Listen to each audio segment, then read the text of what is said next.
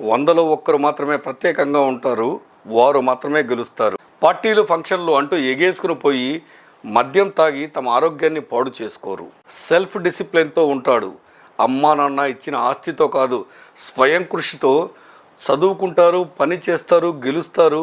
తమకంటూ ఓ బలమైన వ్యక్తిత్వాన్ని నిర్మించుకుంటారు. పర్ఫెక్షన్ కంటే పనికి ఎక్కువగా ప్రాధాన్యత ఇస్తారు.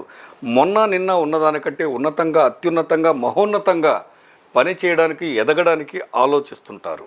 కేవలం పుస్తకాల ద్వారా మాత్రమే కాదు, అనుభవాల ద్వారా నేర్చుకోవడానికి కూడా ఇష్టపడుతుంటారు. సక్సెస్ ఫెయిల్యూరో, అభినందనో అవమానమో ఏదైనా కూడా పని మాత్రం ఒకరిని వాడుకుంటూ తాను పైకి రావాలి అనే ఆలోచన ఉన్నవాళ్ళు ఎప్పటికీ ఎదగలేరు.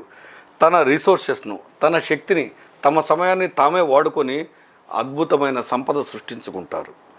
ఇలాంటి వాళ్ళు 100కొక్కరుంటారు, 100లో అందరిలా ఉండరు.